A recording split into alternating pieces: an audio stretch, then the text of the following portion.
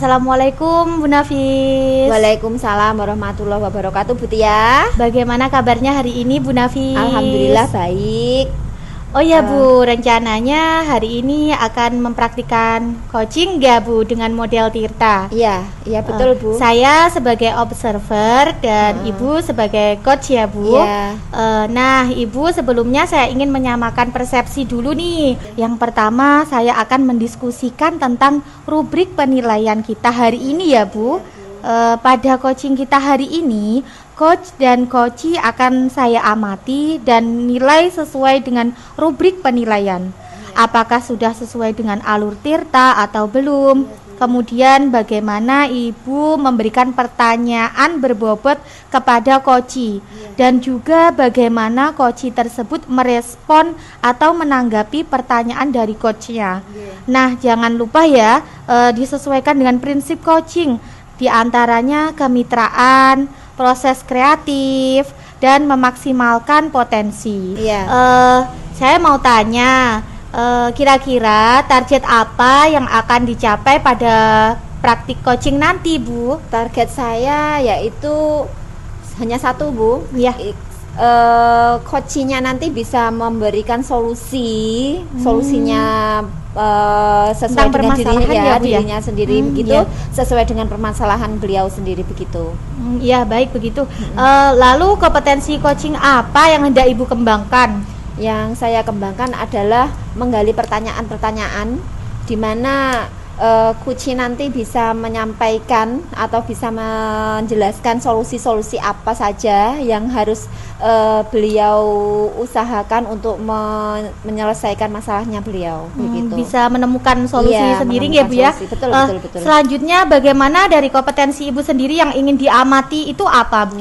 Yang perlu saya amati adalah yang pertama kehadiran penuh saya, di mana saya berusaha untuk memperhatikan, terus menggiring beliau untuk memberikan solusi-solusi begitu dengan mendengarkan aktif begitu Bu.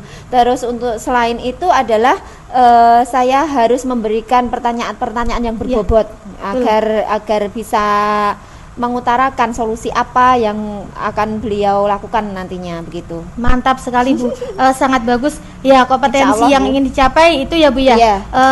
Lalu indikator ketercapaian yang ingin diraih apa Bu indikatornya itu? Indikatornya adalah ketercapaiannya coachee nanti bisa memberikan solusi. Oh gitu. Iya, solusi dan terbaik ya Bu ya. Baik, jadi indikator ketercapaiannya itu ya Bu ya. Iya. Terima kasih atas jawabannya. Silahkan Ibu melanjutkan lagi proses coachingnya dengan coachee. Lakukan dengan sebaik-baiknya dan nanti setelah proses coaching selesai kita akan ngobrol-ngobrol kembali ya Bu Nafis. Oke, siap Bu. Silahkan Ibu melaksanakan proses coachingnya. Semoga sukses, lancar. Amin. Semoga Bu. Monggo silahkan. Terima kasih Bu. Ya, sama-sama Bu Nafis. Ya. Selamat siang Bu Fitria. Selamat siang Bu Nafis. Alhamdulillah. Kabar bagaimana? Alhamdulillah baik. Baik. Sekolah? Senyumnya bagaimana begitu?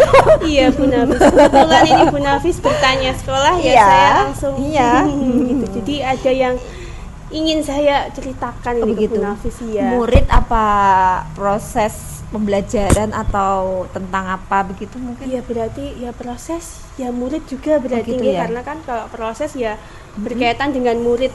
Oh gitu ya. Iya. Berarti saling berkaitan begitu nggih? Betul. Terus sebetulnya masalahnya apa sih gitu? Iya Bu Nafis. Jadi ini saya ini kan mengajar IPA di kelas 8. Kelas 8. 8C, 8C D, ya. E dan F. Kelas 8 berarti kelas 2 ya? Kelas 2 SMP 2, ya? Iya, betul. Saya harus menghitung soalnya. Enggak terbiasa. Iya, kebiasaan saya dulu kan kelas 1 2 3 SMP begitu kan ya. Sekarang kan 7 8 9 begitu. Betul jadi sekali. Kelas berapa saya hitung lagi? Iya, kelas tengah-tengah Bu. Kelas tengah-tengah biasanya itu kelas paling istimewa. Istimewa dalam? Istimewa ya dalam karena mungkin mereka kalau kasarannya ya nakal-nakalnya. Iya, kelas 8 itu umumnya seperti itu. Kalau di SD mungkin di kelas 5-an nggih, yang kelas super-supernya itu 45 gitu nggih. Sebetulnya kalau di SD itu kalau nakalnya itu relatif sebetulnya relatif nggih. Tetapi kalau di SD kelas 5 6 itu mereka sudah mulai muncul, tapi kalau kelas 1 itu masih imut-imut begitu, kelas 1 2 itu masih imut-imutnya, kelas 3 4 itu mereka ada manut-manutnya begitu, masih taat gitu. Tapi kalau sudah menginjak kelas 5 dia sudah memulai mengeksplorasi diri begitu. Inilah saya gitu. Malah kalau kelas 6 itu kalau di SD gitu gini, saya itu sudah dewasa Bu gitu, sudah dewasa, tetapi sesuai umur dia belum, akhirnya dewasa secara terpaksa gitu, begitu. Lalu dilanjutkan di kelas 7 seperti itu, mereka tapi baru masuk di SMP, jadi masih ada takut-takutnya kan gitu, di lingkungan baru, jadi masih belum terlalu seperti itu. Nah, kelas 8 dia sudah mulai merasa bahwa inilah sekolah saya, inilah tempat saya gitu. Jadi akhirnya mereka dalam pembelajaran memang banyak lebih gangguan. menantang gitu, lebih menantang menurut saya ini dibanding kelas 9 ataupun di kelas 7. Kebetulan itu masalah saya ini Bu. Saya ini kan mengajar di kelas C, D, E dan F. Nah, saya merasa di salah satu kelas yaitu kelas C itu kok merasa agak sulit gitu loh saya membelajarkan mereka itu. Sulitnya bagaimana Bu? Sulitnya anak-anak itu yang pertama sulit dikendalikan dan yang kedua minatnya, saya merasa minat belajarnya itu kurang gitu dibanding kelas yang lainnya, sehingga saya pun juga kebingungan bagaimana ya agar saya bisa mengajar, menyampaikan materi, membelajarkan anak-anak itu, anak-anak bisa antusias, minat gitu loh Bu, itu yang benar-benar menjadi pemikiran saya akhir-akhir ini begitu. Jadi permasalahan dari Bu Fitria ini adalah sulitnya anak-anak itu dalam pembelajaran, khususnya kurang minat begitu ya. Kurang minat, betul Bu. Di kelas 8 gitu. Iya, di kelas 8. Tujuannya seperti itu ya. Jadi masalahnya itu. Terus nanti tujuan akhirnya apa sih yang ingin Ibu Fitria capai begitu? Iya, yang pertama saya pengen sharing ke Bu Nafis. Yang pertama saya pengen lega Bu. Akhir-akhir ini tuh menambah pikiran saya, itu yang pertama. Yang kedua saya ingin mendapatkan solusi dari perbincangan ini nanti. Kira-kira bagaimana caranya supaya saya bisa membuat pembelajaran itu menjadi menarik bagi anak-anak kelas 8C yang saya ajar ini. Begitu. Oh begitu, iya. Terus gini Bu, dari permasalahan itu kan ada ciri-ciri dari permasalahan. Oh ternyata kelas ini bermasalah begitu. Itu apakah ada, kalau dibandingkan dengan kelas-kelas lain itu, apakah yang 8C itu spesifik permasalahannya bagaimana begitu? Iya. Yang pertama mereka tidak fokus dalam pembelajaran, jadi pikirannya entah kemana, asik sendiri, main-main sendiri, rame sendiri. Ketika saya menyampaikan materi atau memberikan tugas untuk dikerjakan, anak-anak tidak mengerjakan sesuai instruksi saya seperti itu. Jadi mereka asik sendiri, main-main sendiri seperti itu. Itu yang saya amati berbeda dengan kelas lain. Bisa dibilang mereka itu nggak bisa diem gitu loh. Apalagi saat saya menyampaikan materi itu sulit sekali agar diam sejenak dan konsentrasi. Betul sekali ya. Konsentrasinya itu gampang terdistraksi, gampang terganggu. Oh gitu. Nggih. Itu sering terjadi seperti itu Bu ya? Sering Bu, kelas khususnya yang kelas 8C ini ya. Kalau saya amati, saya bandingkan dengan kelas yang lain, saya merasa di kelas 8C ini lebih menantang. Oh, begitu. Ya, sulit berkonsentrasi, sulit menerima materi, minatnya itu yang terlihat itu sangat seperti kurang itu. Dibanding kelas yang lain. Itu yang saya amati. Kalau saya pikir-pikir kok dari segi gaya belajar mungkin mereka termasuk kinestetik ya berarti ya, karena kalau disuruh diem itu nggak bisa, maunya mungkin diberikan kegiatan, proses pembelajarannya itu berikan kegiatan yang membuat mereka bergerak praktek melakukan sesuatu. Kayaknya lebih cocok seperti itu ya Bu ya, sepertinya. Berarti profilnya dia Iya. itu memang cenderung ke kinestetik. Akhirnya Iya. untuk pembelajaran kurang fokus kalau Iya. diajak diam Iya, gitu, betul nggih. sekali. Mungkin persentasenya ya di kelas itu yang kines itu lebih banyak, sehingga mempengaruhi. mudah terdistrak. Ya, jadi anak-anak ya berarti seperti itu ya Bu ya, mungkin ya. Kalau demikian berarti kira-kira saya harus bikin pembelajaran yang membuat mereka aktif. Iya, mungkin Iya, seperti Bu, itu. ya. Mungkin yang apakah ada gambaran-gambaran gitu apa yang akan Bu Fitria lakukan begitu, mungkin sudah ada gambaran apa belum kira-kira Bu? Kalau begitu, kalau dilihat dari segi Kayaknya ini loh. tadi ya, harus Menghubungkan- membuat mereka aktif Nah, ya Bu ya. menghubungkan dengan profil anak-anaknya seperti itu, dengan kegemarannya dia seperti ini, terus apa ya, dengan lingkungannya dia sesuai pembelajarannya, saya sesuai yang seperti ini loh Bu, kayak seperti itu. Mungkin Bu Fitria punya gambaran apa yang akan Iya. Bu Fitria lakukan mungkin? Iya. Dulu saya itu pernah di semester 1 itu tahun lalu semester 2 waktu mereka masih kelas 7 itu pernah saya praktekkan. Iya. Saya ajak keliling sekolah mencari bahan-bahan apa namanya, bungkus makanan itu loh Bu, Plastik bungkus bukan? makanan ringan ya, bungkus makanan ringan, iya. lalu mengamati komposisinya. Nah, mereka itu diajak keluar mencari seperti itu tuh mereka seneng. Malah senang. Iya. Kalau banyak kegiatan Iya. gitu malah Iya. senang gitu ya. Berarti harus mungkin akan kedepannya saya buat seperti itu nggih. Kegiatan yang membuat mereka itu aktif, Berperan berperan, betul-betul iya. berperan dalam dia dalam belajar prosesnya gitu ya. itu ya. Saya jadi ingat Bu Nafis.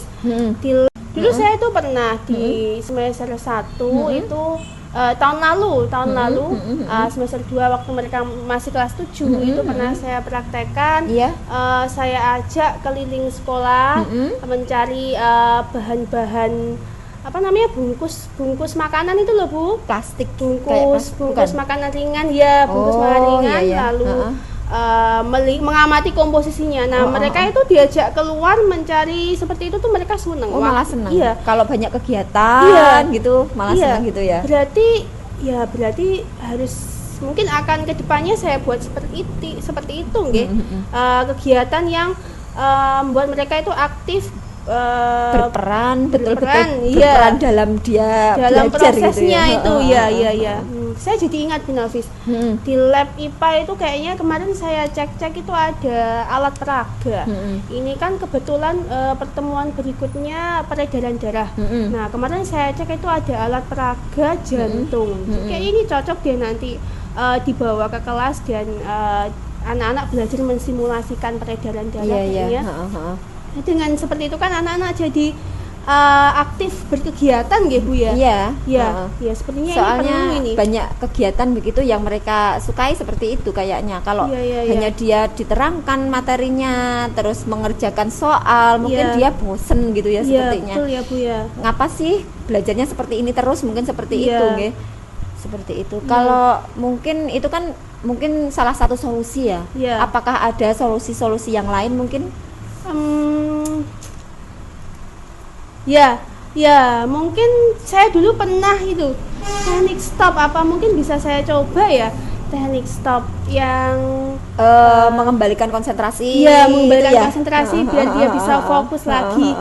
Ya, itu di kelas lain tuh pernah saya coba. Sebenarnya di kelas lain ini yang kelas 8D ini dia juga kines, tapi memang pernah sebelumnya saya buat teknik stop, saya ajak tarik nafas, lepaskan, itu loh Bu, tahan 4 detik lalu lepaskan, lalu diiringi untuk merefresh, diiringi musik yang menenangkan, itu mereka agak lebih tenang. Iya, mungkin itu nanti ya saya coba nanti ke kelas 8C ya Bu ya. Oke.